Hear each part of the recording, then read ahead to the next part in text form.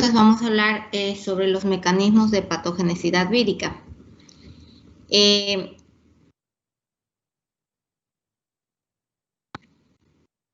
ven las diapositivas, ¿verdad? Sí, doctora.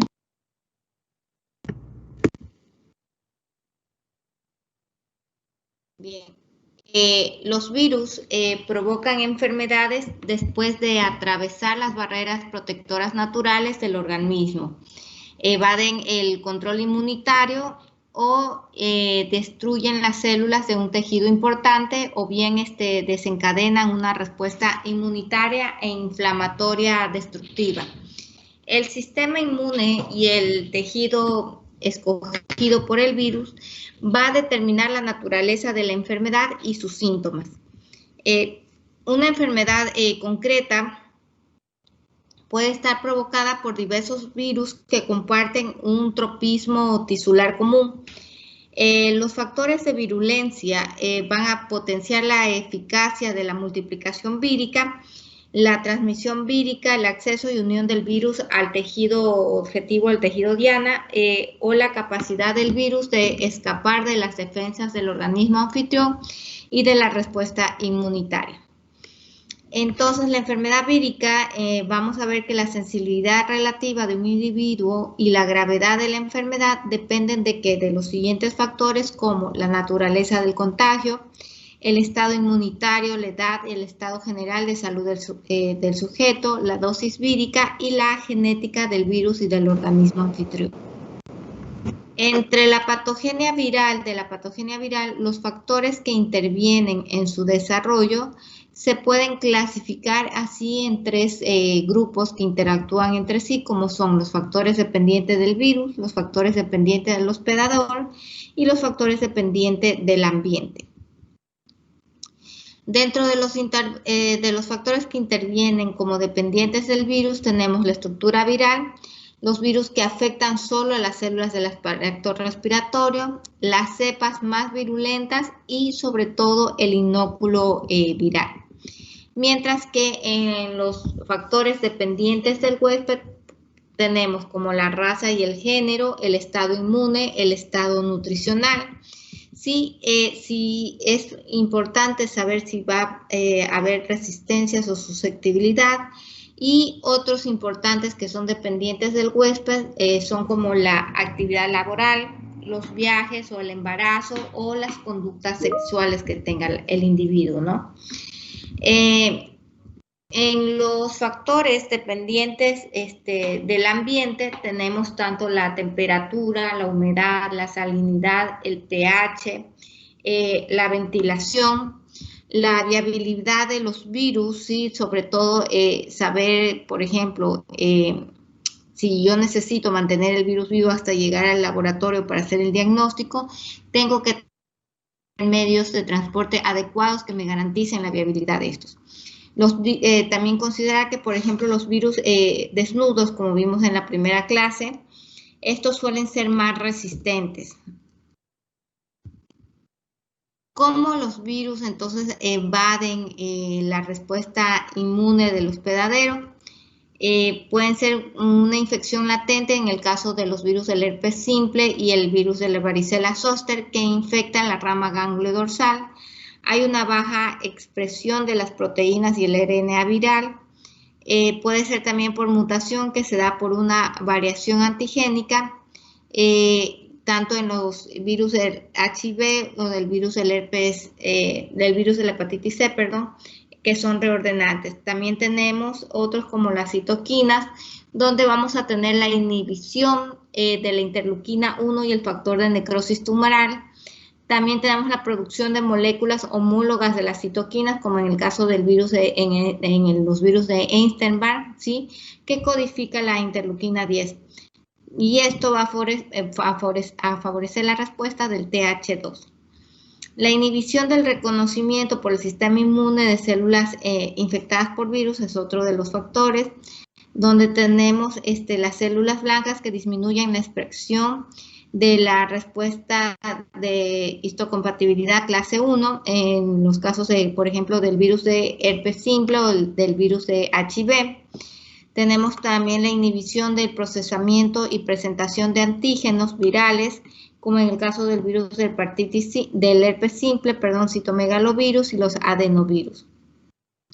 Existen la destrucción de las células del sistema inmune que se da en el caso del virus de inmunodeficiencia humana y la diseminación de los virus de célula a célula. ¿Cómo se va a dar la transmisión viral? Se puede dar por vía aérea, ¿sí? Ya sea por medio de la vía respiratoria o la saliva. En el caso, por ejemplo, de los virus de la influenza, de rinovirus, o ahora que estamos viviendo con coronavirus, esta pandemia, así que esta es la vía de transmisión. Tenemos virus que se transmiten por vía fecal oral, como por ejemplo el caso de los enterovirus, de los rotavirus, o por la vía sexual, como es en el caso del virus del herpes simple tipo 2, de HIV, ¿sí? O el virus de la hepatitis C o la hepatitis B también. Existen diversas formas también, por ejemplo, cómo puede llegar el virus. Por ejemplo, en el caso de los virus ocasionados por los artrópodos, donde los vectores son los artrópodos, tenemos, por ejemplo, el caso del dengue, de Zika, de chikungunya, de fiebre amarilla, de mayaro, ¿sí? O a veces cuando el virus necesita un reservorio vertebrado, como en este caso puede ser inclusive el hombre, como es el caso del virus de la rabia, o también pueden haber vectores vertebrados, como en el caso de los arbovirus, ¿sí? Entonces, ¿cuáles son los pasos de la patogenia viral? Va a hacer primero la entrada y la replicación primaria, luego viene la diseminación viral y el tropismo celular, luego viene la parte de la lesión celular y enfermedad clínica, la recuperación de la inflamación y la diseminación viral. Acá se muestra una tabla de la patogenia vírica, ¿sí? Donde vemos la evolución de la enfermedad producida por un virus, ¿sí?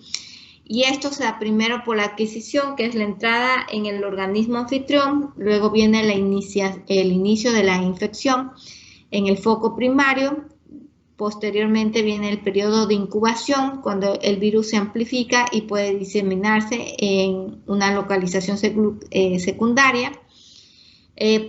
Posteriormente viene la parte de la replicación al tejido diana, la cual causa los signos patológicos característicos.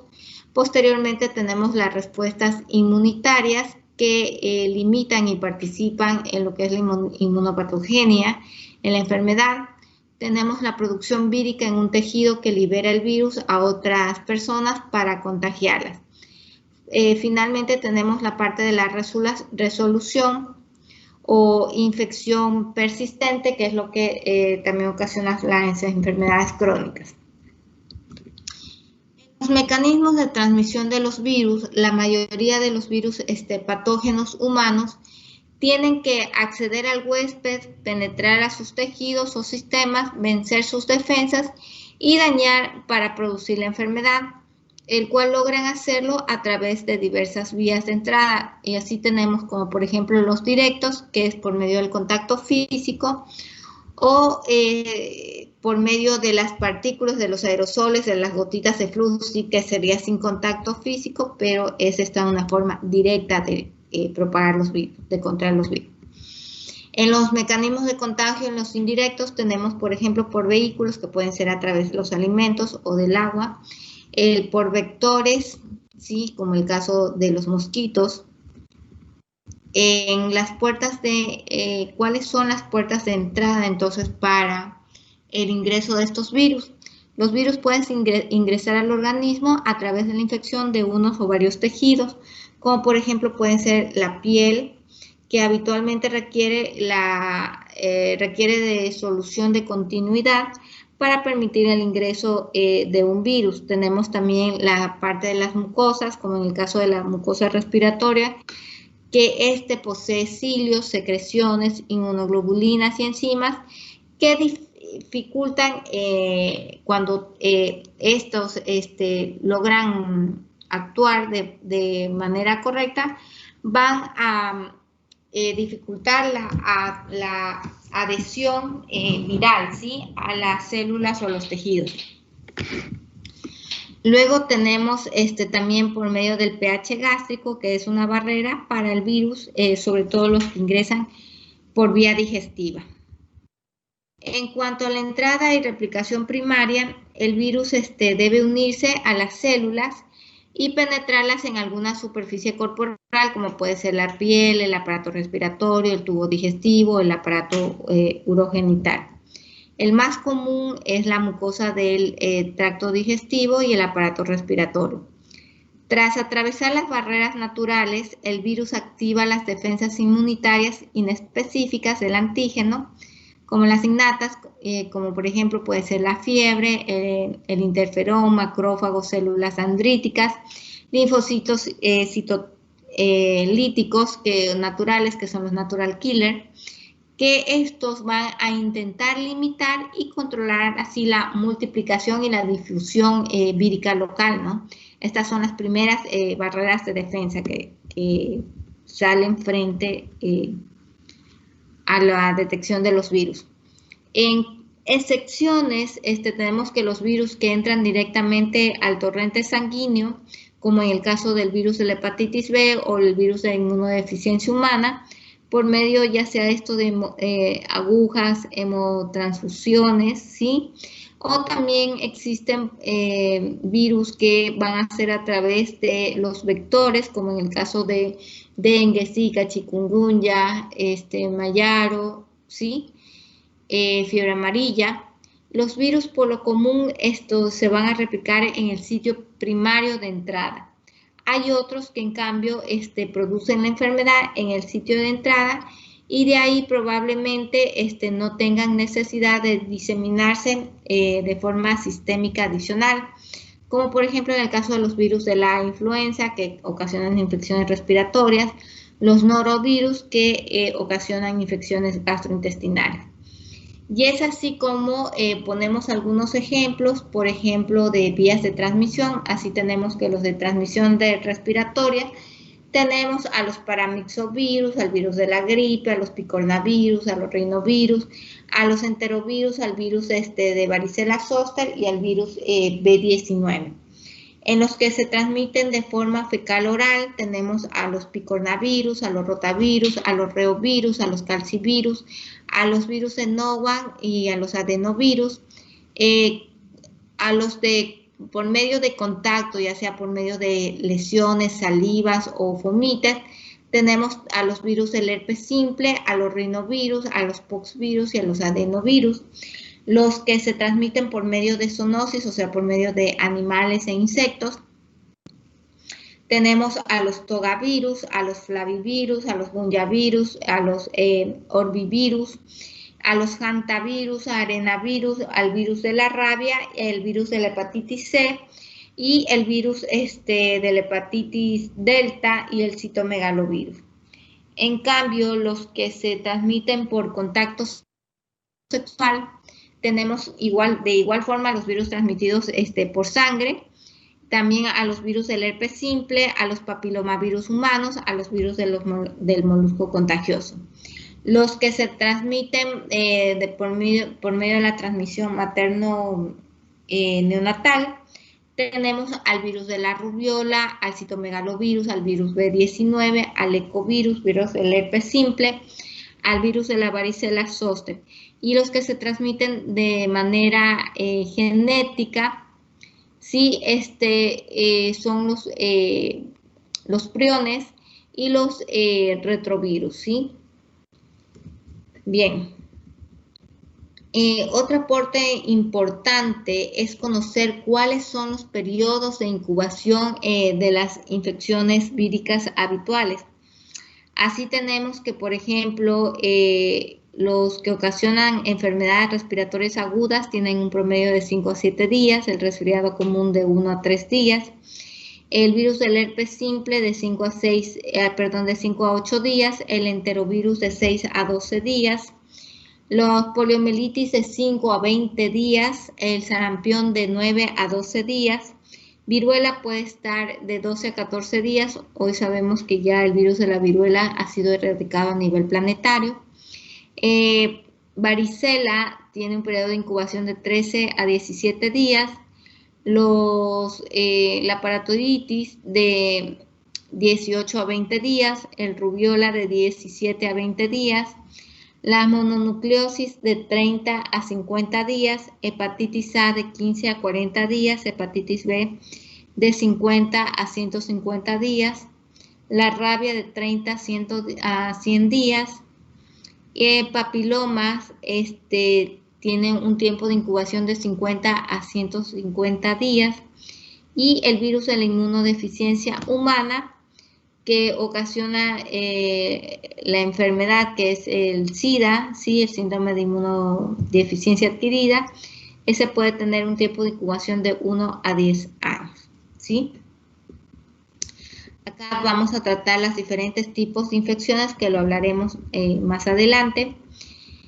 Y en cuanto a las vías de diseminación, dependiendo del tipo de infección viral, el virus puede permanecer en la puerta de entrada o diseminarse a los órganos distantes.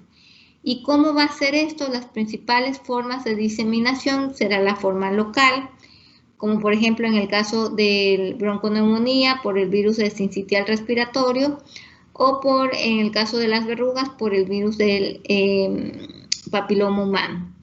En cuanto a las sistémicas, esta puede ser ya sea por medio de vía sanguínea, como en el caso del sarampión y rubiola, en el caso neural, como es en el caso del virus de la rabia, y la vertical, que puede ser por vía sanguínea transplacentaria, como sucede en el caso del virus de la rubiola, de HIV, del virus de hepatitis B, por continuidad a través del canal genital durante el parto, como en el caso del virus del herpes simple, el HIV o el HPV, o a través de la leche materna, como sucede con el caso del virus de inmunodeficiencia humana y el citomegalovirus.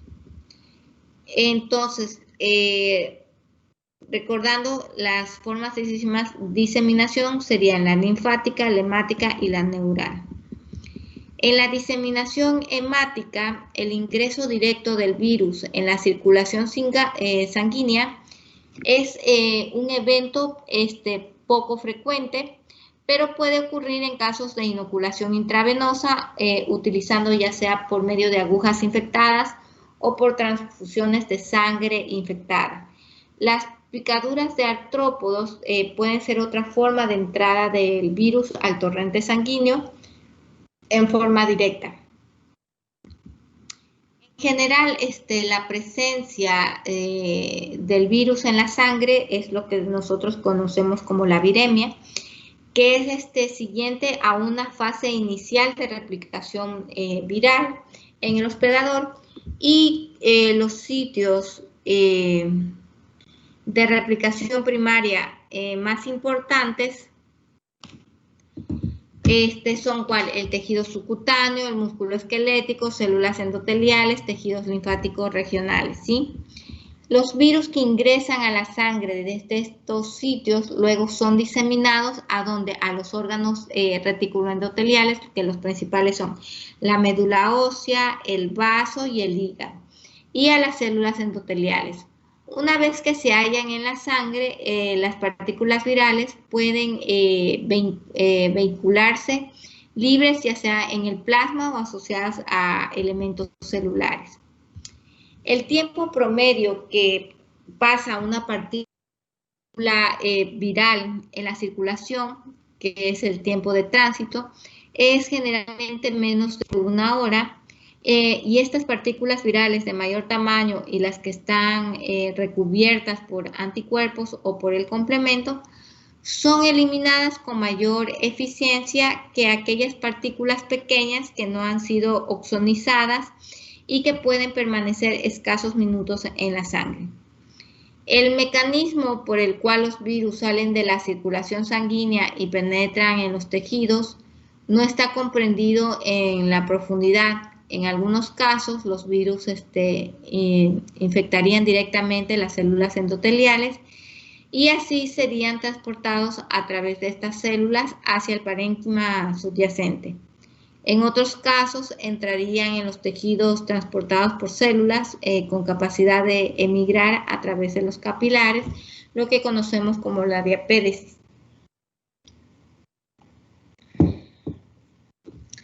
En la diseminación neural, la diseminación de muchos virus neutrópicos pueden ocurrir por el traspaso de una célula a través de células no gliales, como el caso de las células de Schwann. El modo más importante de diseminación es a través del axoplasma de las neuronas, como en el caso del virus de la rabia o la pseudorrabia, o a través de la rinotraquitis infecciosa bovina, en el caso de la rinotraquitis infecciosa bovina. La diseminación neural aparentemente utiliza el sistema intraneuronal de microtúbulos asociado al transporte axonal rápido. Los virus que se diseminan a través de las neuronas también tienen la capacidad de pasar de célula nerviosa a célula nerviosa, lo que denominamos como el transporte transneuronal. En ciertos casos esto ocurre específicamente a nivel de la sinapsis, lo que ocasiona el transporte transináptico, ¿sí?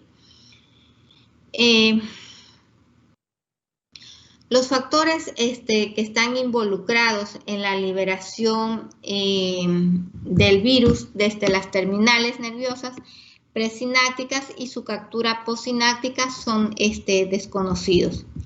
Los virus pueden invadir el sistema nervioso central o el cerebro, uno desde la circulación sanguínea, como por ejemplo en el virus de la arboencefalitis, 2 de las meninges o líquidos cefalorraquídeos infectados, 3 mediante la migración de los macrófagos infectados y 4 sobre la infección de las neuronas periféricas y sensoriales. En cuanto a la citopatogenia, los posibles resultados de la liberación de una célula por un virus ocasionan la infección abortiva, infección lítica, infección persistente o la infección latente. Los 3 posibles resultados de la infección de una célula por un virus van a ser los siguientes. Cuando existe un fracaso de la infección es lo que denominamos como una infección abortiva. Cuando está la muerte celular es la infección lítica. Cuando hay una infección sin destrucción celular denominamos como una infección persistente. Y estas infecciones persistentes pueden ser crónicas, que son no líticas, productivas. Las latentes, que son las síntesis limitadas de macromoléculas víricas. Pero no hay síntesis vírica en las recurrentes y en las transformadoras, que también se las conoce como las inmortalizadoras. Entonces, así tenemos que las infecciones líticas, se produce una infección lítica cuando la replicación del virus comporta la destrucción de la célula diana. Algunos virus impiden el crecimiento y las reparaciones celulares al inhibir la síntesis de las macromoléculas celulares o sintetizar enzimas de degradación y proteínas tóxicas. La infección vírica o la respuesta inmunitaria citolítica pueden inducir la apoptosis de la célula infectada. En cuanto a las infecciones no líticas, una infección persistente se da en cualquier célula infectada que no muera como consecuencia de la actividad del virus.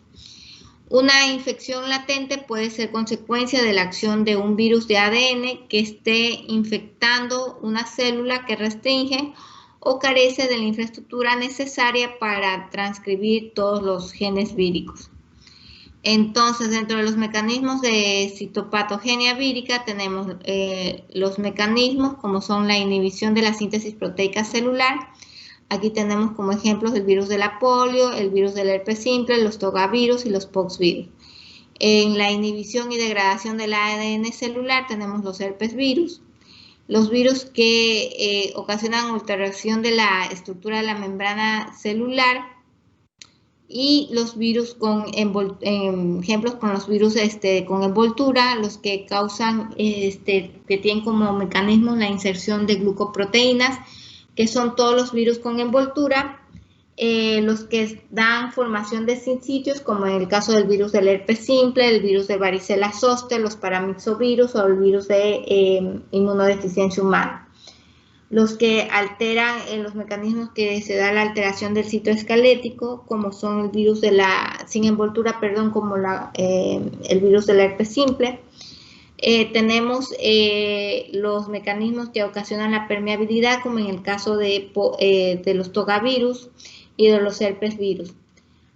Tenemos también como mecanismos la formación de los cuerpos de inclusión, así que en el caso de la rabia tenemos los mecanismos como son los corpúsculos de Negri, que son intracitoplasmáticos, los ojos de búho, que son de manera intranuclear, que se dan están presentes en el citomegalovirus, los de Condri tipo A, que también son intranuclear, que están presentes en el virus del herpes simple, en el virus de la paraencefalitis esclerosante subaguda en el sarampión, los basófilos intranucleares en el caso de los adenovirus, los acidófilos intraplasmáticos en el caso de los poxvirus y los acidófilos citoplásmicos perinucleares en el caso de los reovirus.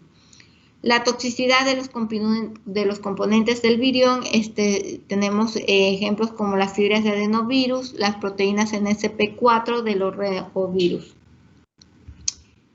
Estas estructuras pueden formarse como consecuencia de cambios inducidos por el virus en la membrana o en la estructura cromosómica, o bien representar los lugares de replicación vírica o la acumulación de cápsides víricas. En cuanto a la lesión celular y la enfermedad clínica, tenemos que la destrucción de las células infectadas por los virus y las alteraciones fisiológicas producidas en el hospedador son en parte la causa del desarrollo de la enfermedad.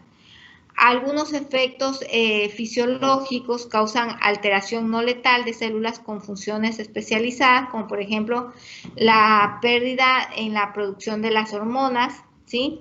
Las enfermedades clínicas con consecuencia de una serie compleja de eventos, y se desconocen muchos factores que determinan el grado de la enfermedad.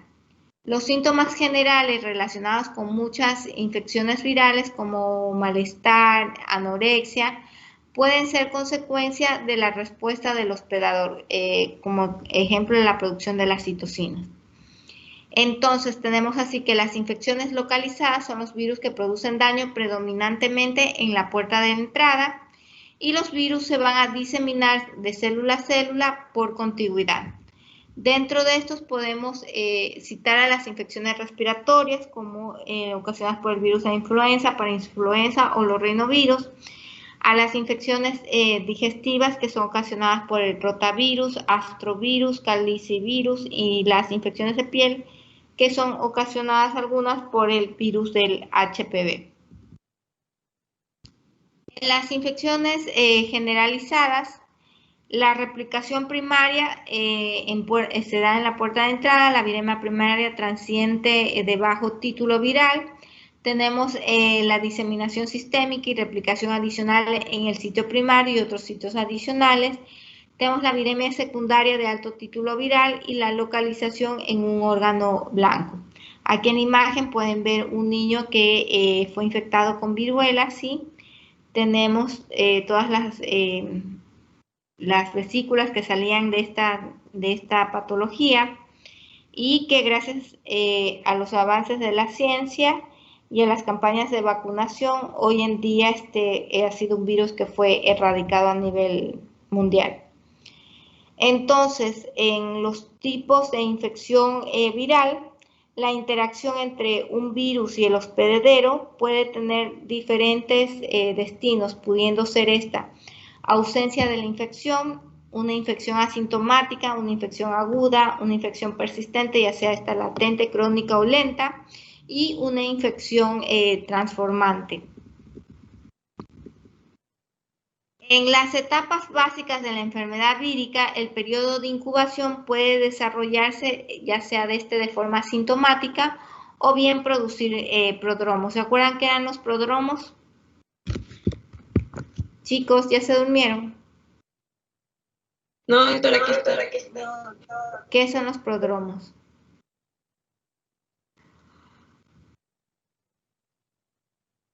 Cero, cero, cero.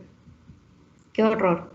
Eran los síntomas precoces que pueden ser inespecíficos, pues comienza como fiebre, cefalea o dolor corporal. Síntomas inespecíficos precoces, más que todo. Eso, malestar. Muy bien. ¿Nombre quién fue? Soria, Evelyn Soria. Hoy día te ganaste un punto. Déjame buscar la lista. La única que estudió.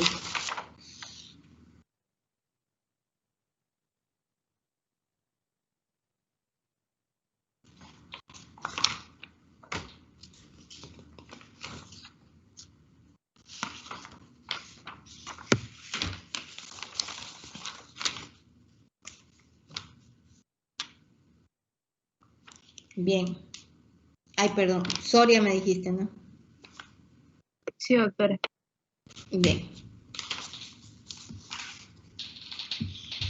Los síntomas de la enfermedad están provocados por el daño tisular y los efectos sistémicos asociados a la actividad del virus y posiblemente por el sistema inmunitario. Los síntomas pueden continuar durante la convalecencia, ¿sí? Mientras que el organismo va a reparar los daños. La respuesta inmunitaria de memoria para su protección futura. Una célula no permisiva no admite la multiplicación de un tipo concreto o cepa de virus. Una célula permisiva es la que va a proporcionar la infraestructura biosintética para llevar a cabo el ciclo reproductor completo del virus. Y una célula semipermisiva puede ser muy ineficaz o puede realizar algunos de los pasos de la multiplicación vírica, pero no todos. Recuerden que los virus son considerados como ¿qué? Intracelulares obligados, ¿Pero qué? que necesitan la maquinaria biológica de la célula. Ya, pero Parásitos intracelulares. son parásitos intracelulares obligados, ¿verdad? Y sí, ellos que van a requerir la maquinaria, pero básicamente ¿cuáles? Yepes, termíname la idea. O sea, no va a poder, no va a poder formar sus sustratos o metabolitos, así que vamos a usar las de las células. Sí, entonces ellos necesitan las proteínas, ¿sí? La energía, bien, para poder subsistir.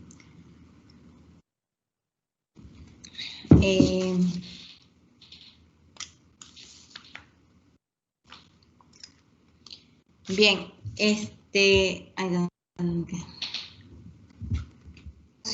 si ellos no tienen una célula hospedadora, ellos no pueden replicarse y no pueden vivir, ¿verdad? Bien, en la infección aguda, la infección es limitada en el tiempo, el virus infecta, se produce el periodo de estado, es eliminado del organismo y el huésped se recupera. A veces puede seguir una evolución grave y producir la muerte, hecho bastante menos frecuente.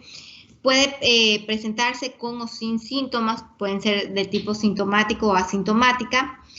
En los tipos de infección aguda tenemos la infección localizada, como en el caso habíamos visto, del resfriado común producido por el rinovirus, donde hay un periodo de incubación que va de 36 a 48 horas. La enfermedad es autolimitada y su recuperación se da en un promedio de 5 a 7 días. O puede haber una infección sistémica, como en el caso de sarampión y rubiola o parotiditis, ¿sí? Con un periodo de incubación largo que puede ser de 2 a 3 semanas, donde va a haber una viremia primaria y secundaria y generalmente la enfermedad también es autolimitada. En los tipos de infección persistente, sí, la replicación persistente del virus, como en el caso del virus de hepatitis B, del virus del herpes simple o el virus de inmunodeficiencia humana. Hay dos elementos críticos para la persistencia viral. El primero, el sitio de persistencia de las células que no están en división, por ejemplo, las neuronas, o la estrategia para la evasión de la respuesta inmune. En los tipos de infección persistentes tenemos la infección latente, que luego de la infección aguda el virus permanece de forma latente, como el caso del virus del herpes simple o el Epstein-Barr. No hay replicación viral salvo en la reactivación y la producción limitada del RNA mensajero, manteniendo el estado de latencia. En la infección crónica, la persistencia del virus luego de la infección aguda con activa y constante replicación viral, tenemos el caso del virus de VIH, del virus de la hepatitis B o el virus de la hepatitis C. La infección lenta, que da un largo periodo de incubación, donde los virus convencionales, tenemos los virus convencionales y los no convencionales. Infección transformante, el virus es capaz de infectar las células, no producir partículas virales significativas para la destrucción celular. Generalmente el genoma viral presente en la célula es integrado episomal. Solo parte de sus genes que se traducen en proteínas virales y estas originan cambios en las propiedades celulares o la transmisión celular a través de la interacción con genes y proteínas celulares, así originando los tumores ya sean del tipo benignos o malignos, ¿sí? Esto es el caso que sucede, por ejemplo, con los virus del HPV, que los serotipos principalmente 16 y 18 son causantes de los cánceres de cervix, ¿verdad? Por la producción de estas células anormales.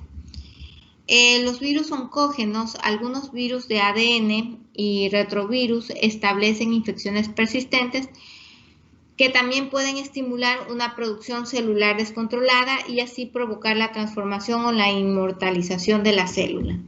Las características de las células transformadoras incluyen que un crecimiento continuado sin envejecimiento, alteraciones en la morfología y el metabolismo celular, incremento de la tasa de crecimiento celular y transporte de azúcares, pérdida de la inhibición del crecimiento por contacto celular y capacidad de desarrollarse en una suspensión o acumularse en focos cuando crecen en el agar semisólido.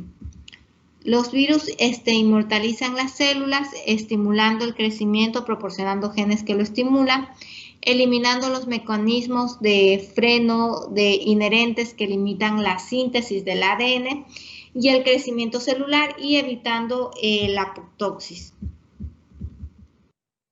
En la recuperación de la infección, después de la infección, el hospedador puede morir o recuperarse. Los mecanismos de recuperación incluyen respuestas inmunitarias innatas y adaptativas, donde participan citocinas, inmunidad celular y la inmunidad humoral. En la recuperación, las infecciones agudas, la recuperación se asocia con la eliminación del virus. Sin embargo, en ocasiones el hospedador permanece con infección persistente por el virus. En la respuesta inmunitaria del hospedador, el resultado de las infecciones virales refleja la interacción entre los factores del virus y los del hospedador. Los mecanismos de la defensa inespecíficos del hospedador, por lo general, se desencadenan poco después de la infección viral. La inmunidad humoral protege al hospedador contra la reinfección por el mismo virus.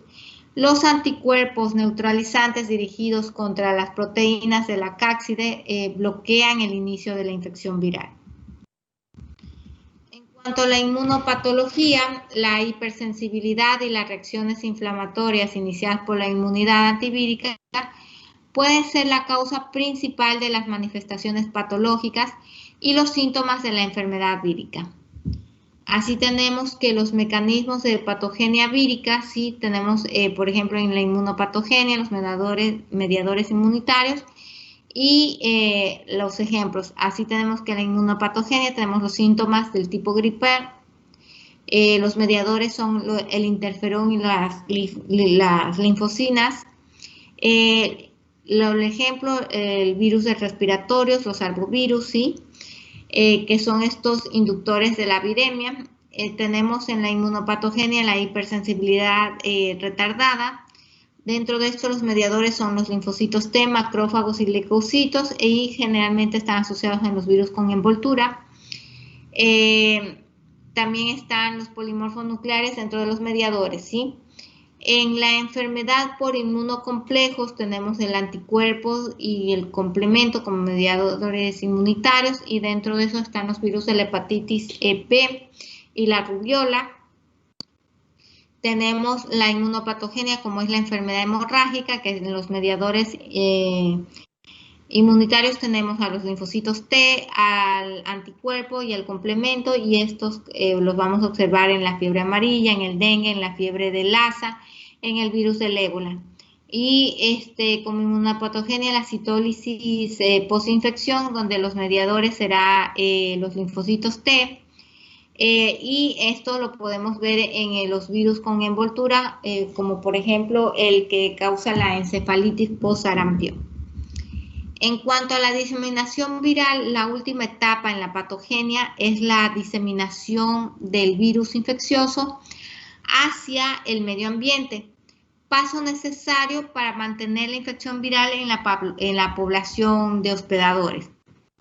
Ocurre a partir de superficies corporales que están relacionadas con el sitio de entrada del virus y que representa el tiempo en el cual un organismo infectado es infeccioso para sus contactos. En algunas infecciones virales, como en la rabia, esto ocurre en infecciones terminales y no va a ocurrir la parte de la diseminación, ¿sí? Bien, eso en cuanto a los mecanismos de patogenia viral.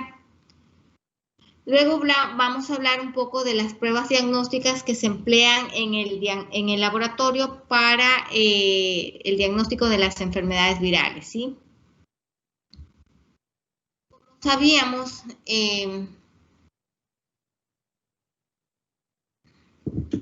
los virus se clasifican dependiendo de qué ácido nucleico ellos están formados.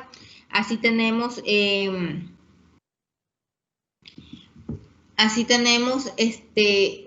perdón un ratito.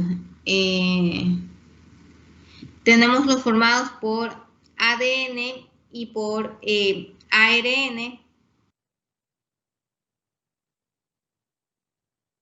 Sí, tenemos también virus que son envueltos, virus que son con envoltura, otros con virus desnudos, ¿sí? Lo importante es determinar que en el diagnóstico virológico un elemento crucial para la realización del diagnóstico es emplear el método adecuado para la toma de la muestra y el procesamiento de la muestra clínica, ¿sí? Eso es lo que me va a mí ayudar a dar un diagnóstico correcto frente a una infección viral. En la información que nosotros podemos dar a través del análisis del diagnóstico de laboratorio, va a abarcar la parte estructural, biológica, antigénica y la parte genómica, ¿sí? Entonces, dentro de los métodos de laboratorio para el diagnóstico de las infecciones virales, tenemos en primer lugar el cultivo celular.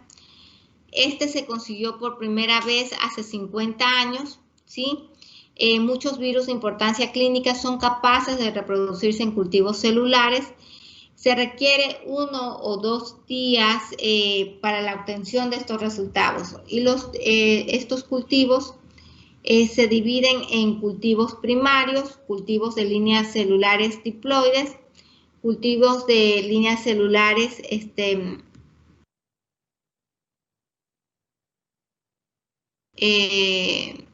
heteroploides, ¿sí? Y los cultivos primarios, estos se preparan principalmente del órgano original. Algo que hay que mencionar, que los cultivos celulares son el método gold estándar para el diagnóstico de las infecciones virales, pero el problema hoy en día es que para realizar un cultivo celular necesitamos tener laboratorios de referencia donde vamos a tener la producción ya sea de ratones, sí, para hacer las inoculaciones, o los huevos embrionarios de pollo, ¿sí? O tejidos para que en estas células se repliquen los virus y poder obtenerlos, ¿sí? Entonces es un poco más complicado. Antes, por ejemplo, cuando nosotros teníamos el INSPI, ellos tenían sí cultivos de líneas celulares, ¿sí? Pero hoy en día, al avance también de la ciencia, tenemos métodos como, por ejemplo, lo que estamos viviendo hoy en día con el caso de COVID, es el método más rápido y eficaz por la amplificación de las copias de los ácidos nucleicos, es la PCR, ¿verdad? Entonces, siguiendo con los cultivos primarios, las células son separadas individualmente mediante sea de trituración o degradación y tratamientos con tripsina en los tubos de ensayos o los Shelbyville que nosotros los conocemos. Son células donde van a haber células que forman una monocapa confluente que se recubre con un medio que mantiene su viabilidad, que puede ser el medio mínimo esencial de Eagle, en solución salina balanceada de Air o de Hans, ¿sí? Entonces, aquí tenemos el pedazo de tejido que va a ser donde voy a extraer la muestra, mi muestra. Luego la llevamos a hacer la disgregación mecánica. Posteriormente pondremos en los tubos para hacer las células en suspensión. De ahí procedemos a hacer un cultivo primario y posteriormente hacer un subcultivo para tener un cultivo secundario. En los cultivos de líneas celulares diploides derivan de pulmón o de prepucios de recién nacidos, se propagan en un cultivo celular rico en suero y los cultivos de líneas celulares heteroploides, estos derivan de tumores malignos y son células inmortalizadas que pueden cultivarse indefinidamente. Las más conocidas son el EP2 y el A549. En la parte de detección de antígenos y detección molecular es necesaria si hay disponible una terapia antivírica específica, como son las infecciones causadas por el virus del herpes simple, el virus de varicela zoster, el citomegalovirus o el virus sincitial respiratorio, o cuando hay riesgo de infección nosocomial, como sucede con los virus de la gripe. Los antígenos pueden ser ya sea detectados por inmunofluorescencia directa, ¿sí? Que es en este caso, donde se observa el espécimen y la calidad de la muestra, o por técnicas como enzima inmunoensayo de análisis de muestras individuales. Métodos de hibridación y amplificación, estos detectan a los virus mediante el reconocimiento de secuencias específicas del genoma, del ARN o ADN, y vamos a tener aquí la hibridación, que es la que identifica mediante sondas específicas el virus del papiloma humano, el citomegalovirus, el virus del herpes simple o el virus de parvovirus B19. En cuanto a la amplificación, se da mediante la amplificación exponencial de la secuencia oligonucleica del virus elegida como diana, ¿sí? Y esto se va a basar en los métodos del PCR y el BADN, monitorización cuantitativa que puedo emplear para diferentes virus como VIH o como hepatitis C o como hepatitis B, ¿sí? O de otros de 100 números más de virus de infecciones virales que puedo diagnosticar por esta metodología. El PCR es el método de elección para el diagnóstico de meningitis por enterovirus y encefalitis por el virus del herpes simple, para la detección del virus de Epstein-Barr en líquidos cefalorraquídeos, sobre todo en pacientes con SIDA. Y esto, el PCR, como les dije, su fundamento es en amplificar las secuencias del ADN para repetir de una tener mayor cantidad de copias de estas y poderlas transcribir. Entonces están basadas por la desnaturalización, por la alineación de los primers, ¿sí? Que son sus fundamentos, y la amplificación. En cuanto a la serología me sirve para diagnosticar una infección reciente, poner de manifiesto la existencia de una inmunidad previa también. El diagnóstico de la infección actual o reciente requiere de la detección de la inmunoglobulina M, que están presentes ya sea esto en el suero en la primera semana de la infección. Es la elección lógica para la detección del virus de Epstein-Barr, el virus de inmunodeficiencia humana o los virus del herpes humano. Otra cosa fundamental que debemos tener en cuenta, que los laboratorios de virología o de microbiología que basen la detección virológica deben constar sí o sí con cabinas de flujo laminar de clase tipo 2 para proteger tanto al personal de aerosoles infectivos como a la muestra, ¿sí? Si se emplean las centrífugas, estos son los shell vials, ¿sí? Que deben ser tubos plásticos con tapas para evitar que cuando se haga la rotación en la centrífuga se centrifugue. Esto no expende los aerosoles y en el momento de abrir no haya contagio, ¿sí? en las áreas. También debemos tener las incubadoras para mantener sobre todo las líneas celulares no inoculadas y mantener el cultivo cuando se emplean los cultivos celulares. Y los microscopios invertidos con contraste de fases, que son muy útiles en los laboratorios de microbiología molecular, al igual que los microscopios electrónicos. En cuanto a la obtención y el transporte de las muestras, la obtención se debe realizar de 48 a 72 horas. La cantidad posible de muestra de heces, como por ejemplo cuando estamos sospechando de infecciones gastrointestinales, debe ser preferiblemente líquidas en un volumen de 10 centímetros cúbicos. Si hablamos de muestras para virus respiratorios, deben obtenerse de 3 a 7 días del inicio de la enfermedad. Y van a haber aspirados nasofaringios, hisopados nasales y faringios que pueden ser combinados, como en el momento de hoy en día que vivimos con la toma de muestras para COVID-19. Los lavados nasales, hisopados endotraqueales, lavados bronquialveolares, biopsias y las autopsias. El transporte, siempre deben mantenerse las muestras refrigeradas o colocar las muestras en bolsas selladas sobre hielo.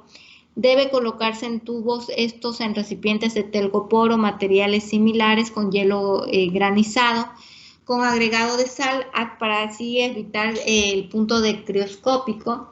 Las muestras mayor de 1 hora son rechazadas excepto en virus muy estables o si la repetición de la obtención de la muestra es dificultosa o imposible.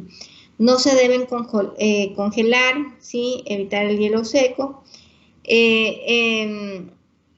emplear, mejor dicho, el hielo seco, enviar el resumen de la historia clínica, siempre saber las fechas de la enfermedad, las fechas y horas de las tomas de muestra. Y en el caso de los virus lábiles, se inoculan las muestras inmediatamente, como sucede con los virus del sincitial respiratorios y el virus del citomegalovirus. En cuanto a los diagnósticos por enfermedad, en el caso del dengue, donde el vector es el mosquito Aedes aegypti, este es un agente etiológico que está dentro de los flavivirus, donde existen 4 serotipos principales, como son del 1 al 4. El genoma viral consiste en una hebra única de la glucoproteína E, que es un inmunógeno, que estimula la respuesta inmune del individuo. En el aislamiento del virus, tenemos que determinar el serotipo del virus infectante. El aislamiento en ratones lactantes inoculados por vía intracerebral, en líneas celulares como las Vero, el BSC1 o el BHK21 o el LLCMK2, ¿sí? Aquí vemos, por ejemplo, los ratones bebés, ¿sí? También se realiza por la prueba de anticuerpos fluorescentes. En la prueba de ELISA, que es el método mayor empleado en los laboratorios para el diagnóstico de estas pruebas de dengue, lo recomendable, recuerden siempre eso, una prueba para que dé tener valores positivos, ¿sí? Tomar el momento exacto, debe ser después de los 5 días, se recomienda tomar la muestra de sangre para hacer la prueba serológica, después de 5 días de iniciada la fiebre, o sea, la enfermedad, ¿sí? Es ahí el momento correcto de poder realizar la serología para dengue. En cuanto al virus de la fiebre amarilla, que también está dentro de los flavivirus, esta es transmitida por el mosquito también Aedes aegypti. Son casos graves caracterizados por disfunción hepática, renal y hemorrágica. En los cultivos celulares y aislamiento, para el cultivo se utilizan cultivos de células de humano, mono, roedor, cerdos, aves y células del mosquito. El virus puede aislarse de la sangre y realizar inoculación intracerebral de ratones o con el empleo de linajes de células. En cuanto al espécimen preferido y el transporte de muestras, tenemos que tener aquí las muestras de suero, líquidos cefalorraquídeos y biopsias de tejido cerebral fresco. Las muestras siempre deben obtenerse durante la fase aguda de la enfermedad. Todas las muestras, excepto las de sangre, deben ser transportadas y almacenadas a 4 grados centígrados. Las muestras de sangre para el aislamiento del virus deben mantenerse a temperatura ambiente todo el tiempo, y el transporte debe realizarse de forma inmediata. En el examen microscópico se da la observación en microscopio electrónico sobre muestras de tejido o ganglio. En cuanto a las pruebas inmunológicas, tenemos el diagnóstico seroinmunológico, donde hay la detección de anticuerpo IgM mediante la captura del ELISA en una sola muestra, que proporciona un diagnóstico presuntivo y se confirma por un incremento del cuádruple o más en los títulos del anticuerpo neutralizante entre muestras de suero obtenidos en la fase aguda y la fase de la convalecencia. Se usa PCR para detectar el ARN específico de los distintos grupos del virus. En cuanto al chikungunya, tenemos a los alfavirus, a los ARN monocatenarios, con envoltura y de sentido positivo. Estas se transmiten mediante la picadura de los mosquitos portadores de la Aedes aegypti. Los cultivos celulares y el aislamiento. El cultivo son los estirpes celulares de vertebrados y de mosquitos, pero la mayoría son difíciles de aislar. Por lo general pueden desarrollarse en linajes celulares comunes como las células Vero, el VHK, el ELA y el MRC5. El aislamiento, donde se da la inoculación intracerebral de los ratones recién nacidos o de los caballos. En el espécimen preferido y transporte de las muestras, tenemos que el virus se encuentra en la sangre solo en las primeras fases de la infección. Se pueden encontrar virus en el líquido cefalorraquídeo en las muestras de tejido, y el transporte se debe realizar inmediatamente. En las pruebas inmunológicas, la serología, la prueba de inactivación de la hemaglutinina, es la prueba diagnóstica más sencilla, pero esta identifica el grupo más que el virus causante específico. Los análisis serológicos más sensibles detectan a la inmunoglobulina G específicos del virus en suero o en el líquido cefalorraquídeo con las enzimoinmunoanálisis de absorción, que es la prueba de ELISA. También hay el análisis de inmunoabsorción ligada a las enzimas y aglutinación en látex. En la fase aguda, el diagnóstico se lo debe realizar mediante la retrotranscriptasa PCR, que es positiva durante la primera semana hasta el 12º día, o el cultivo viral, como sabemos, no se los emplea de rutina por la infraestructura, por el material y por el personal que deben tener. En cuanto a la serología, la IgM se da después de de 5 al 7º día es donde más se la puede pesquisar, mientras que la inmunoglobulina G está después del 10º hasta el 14º día. En el caso de Zika, que es otro virus del género Flavivirus, de la familia Flaviviridae, también formado por ARN monocatenario con envoltura y de sentido positivo. Este se transmite por la picadura de mosquitos, igual empleando el vector como el género Aedes. En cuanto a el espécimen diferido y el transporte de las pruebas inmunológicas de las muestras, vemos que es detectado en sangre entera, también en sueros o en plasma, en orina, en líquidos cefalorraquídeos, en líquidos amnióticos, en semen y en saliva. Las muestras deben mantenerse refrigeradas a temperaturas que van de 2 a 8 grados centígrados. En lo posible, se debe evitar el congelamiento y descongelamiento repetido de las muestras. La detección del ARN viral a partir del suero y mediante las técnicas moleculares, como en el caso de las retrotranscriptasas PCR. El ELISA de captura del anticuerpo de la IgM y el MAG-ELISA para el Zika, que es usado para la detección cualitativa de los anticuerpos de IgM del virus de la Zika en el suero, en el líquido cefalorraquídeo.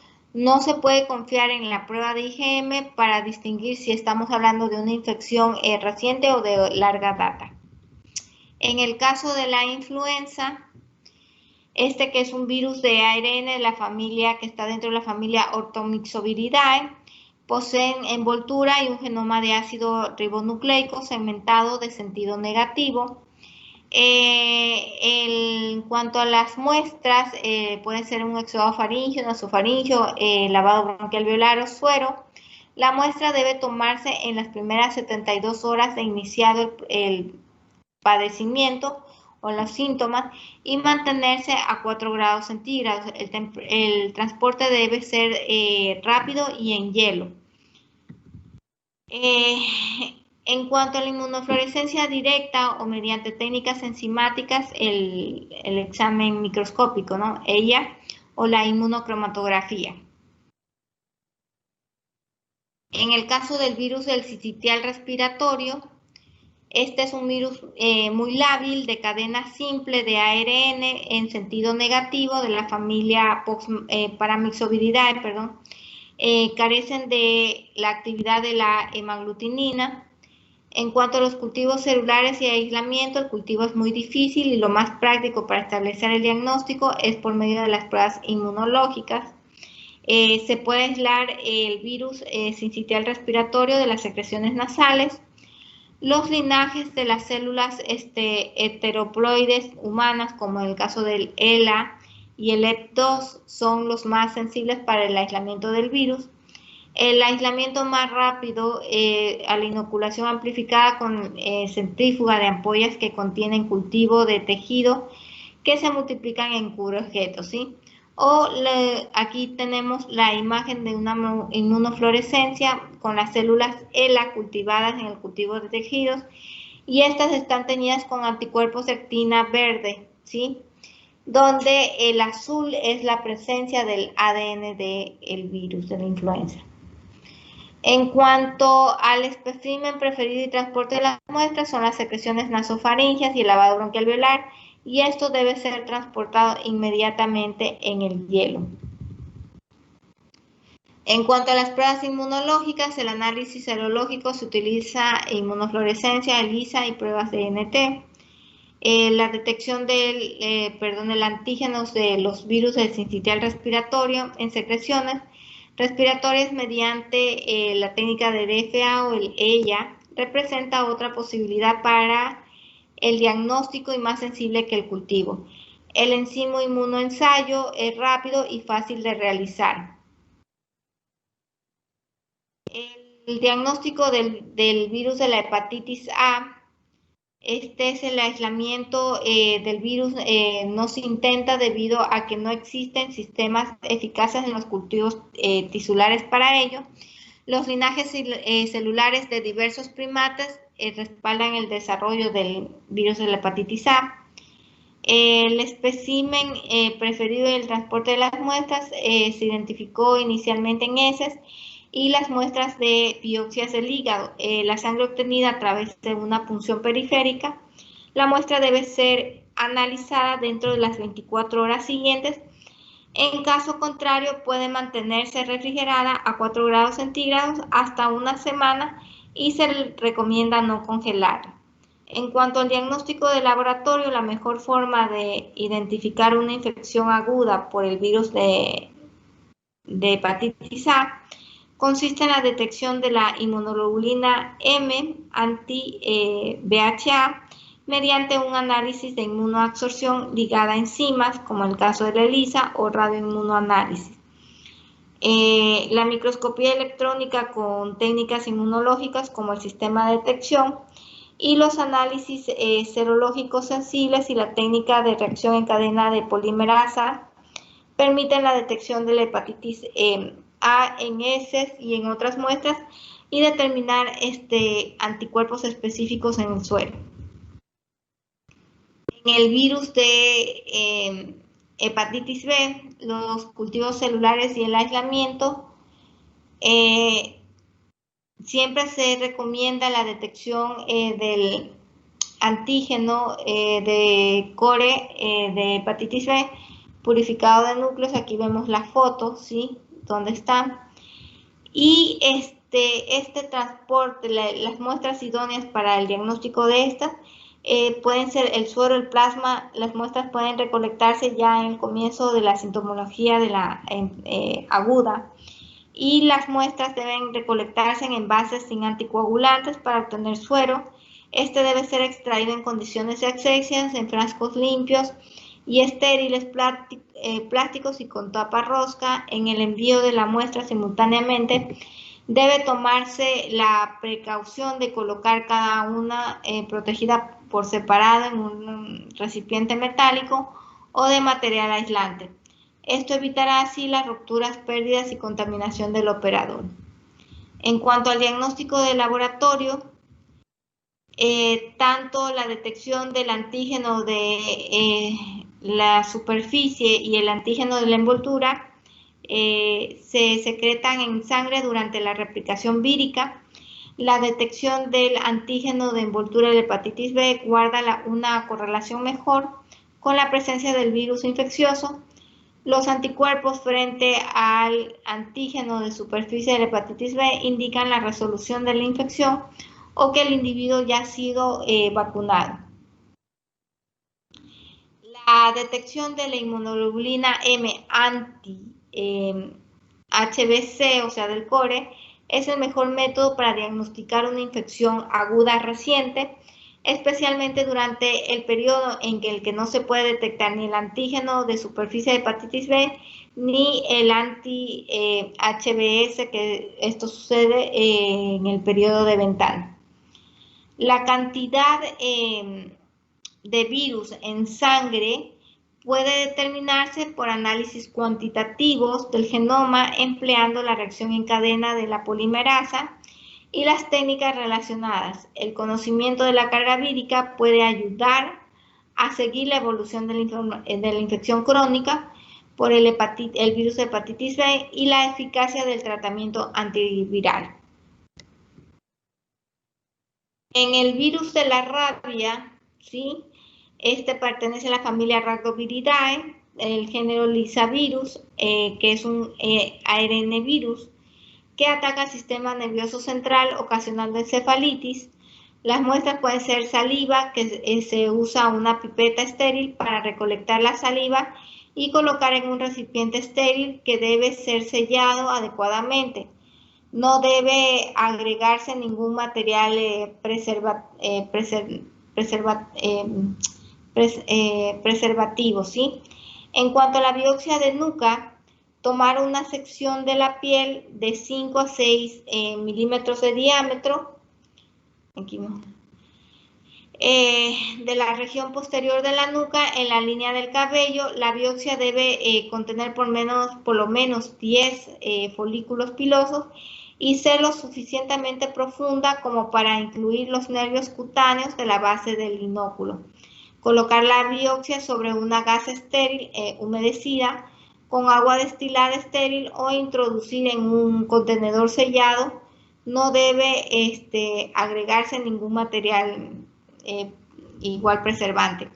En cuanto a los cultivos celulares y el aislamiento, el cultivo de aislamiento en líneas celulares, en laboratorios especializados se inoculan líneas celulares de hámster y de ratón para la multiplicación rápida, 2 o 4 días del virus de la rabia. Esto es mucho más rápido que el aislamiento del virus en los ratones. Chicos, ¿ustedes tienen clases a las 7 en punto? Sí, doctora. Sí, doctora. Bien, nos quedamos aquí hasta mañana. Continuamos con los virus gastrointestinales. ¿Sí? Y recuerden que mañana tienen la lección que entra todo lo que se ha visto hasta ahora desde el primer día de clases, lo que les mandé a estudiar en las vacaciones, que eran mecanismos de patogenicidad vírica, diagnóstico de laboratorio, y la consulta del deber que hicieron. ¿Bien? Listo, doctora, gracias. Bien, chicos, nos vemos hasta el día de mañana. Hasta mañana. Mañana, pasen bien.